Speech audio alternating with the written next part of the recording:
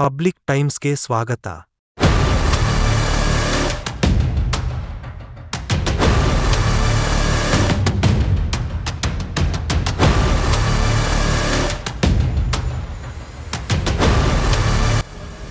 Bagalkot breaking.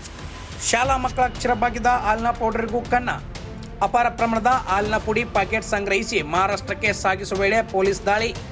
Sulikeri ಗ್ರಾಮದಲ್ಲಿ CIN ಪೊಲೀಸರಿಂದ ದಾಳಿ, ಹಾಲಿನ ಪ್ಯಾಕೆಟ್ ಜಪ್ತಿ.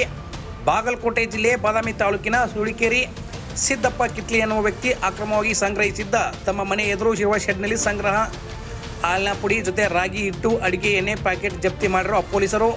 ಒಟ್ಟು 18.14 ಲಕ್ಷ ರು ಮೌಲ್ಯದ ಹಾಲಿನ ಪುಡಿ, ರಾಗಿ ಹಿಟ್ಟು, ಅಡಿಗೆ ಎಣ್ಣೆ ಪ್ಯಾಕೆಟ್ ಜಪ್ತಿ. ಸಿದ್ದಪ್ಪ ಕಿತ್ಲಿ ಬಾಗಲಕೋಟೆ ಜಿಲ್ಲೆಯ ಬಾದಾಮಿ ಹಾಗೂ ಹುಣಗುಂದ ತಾಲೂಕಿನ ಶಾಲೆಗಳಿಗೆ ಹಾಲಿನ ಪುಡಿ ಪ್ಯಾಕೆಟ್ ಸರಬರಾಜು ಮಾಡುವ ಸಬ್ ಲೀಸ್ ಪಡೆದಿದ್ದ. ಮಾಲಿಂಗಪುರದ ಶ್ರೀಶೈಲ ಅಂಗಡಿ ಎನ್ನುವ ವ್ಯಕ್ತಿ ಸರಬರಾಜು ಲೀಸ್ ಪಡೆದು ಮೂಲ ವ್ಯಕ್ತಿ. ಸರ್ಕಾರದ ಕ್ಷೀರಭಾಗ್ಯ ಯೋಜನೆಯಡಿ ಶಾಲಾ ಮಕ್ಕಳಿಗೆ ವಿತರಿಸುವ ಹಾಲಿನ ಪೌಡರ್ ಸರ್ಕಾರ ಹಾಗೂ ಶಾಲಾ ಮಕ್ಕಳಿಗೆ ವಂಚಿಸಿ ಮಹಾರಾಷ್ಟ್ರಕ್ಕೆ ಸಾಗಿಸಲು ಯತ್ನ.